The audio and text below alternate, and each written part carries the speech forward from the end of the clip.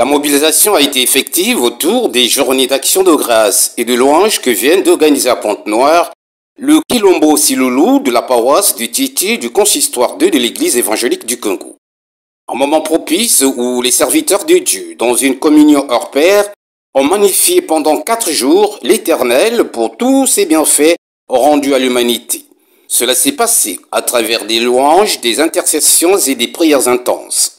Et pour donner un éclat particulier à ce rendez-vous des chrétiens, pasteurs, évangélistes et diacres sont montés au créneau pour développer avec parcimonie des sous-thèmes ayant trait à la thématique de la louange, expression de la reconnaissance envers Dieu, le maître du temps et de l'espace, le bienfaiteur de la planète Terre. Ce sont des journées d'édification, des journées d'action de grâce, les journées de reconnaissance que les enfants de Dieu doivent en temps normal effectuer pour essayer un peu de jouer à la fraternité parce que l'Église a besoin d'une communauté qui doit être raffermie les uns les autres.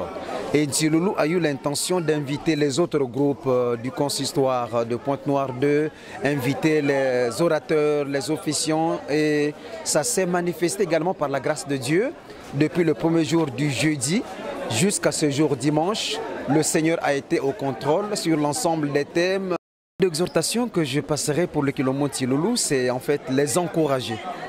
Les fortifier à tenir bon et continuer avec le lent pour qu'aux jours à venir, que cela puisse être encore un plus pour la gloire de Dieu. Force est de noter que plusieurs groupes venus des autres paroisses de l'église évangélique du Congo ont favorablement répondu à l'appel de Kilombo Siloulou de la paroisse du Titi.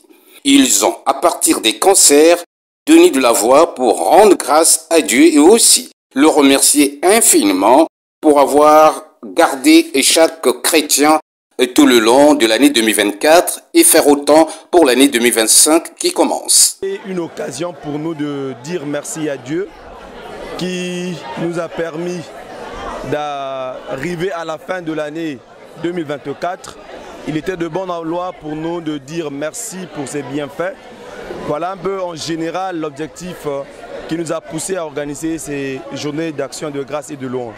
Ces journées d'action de grâce et de louange qui se sont achevées dans l'apothéose ont certainement donné une nouvelle flamme divine à tous les participants, dans l'espoir de bien mener l'œuvre de Dieu. Le tout s'est terminé autour d'un repas partagé en communion, à l'idée d'embrasser avec force les nouveaux défis de l'an 2025.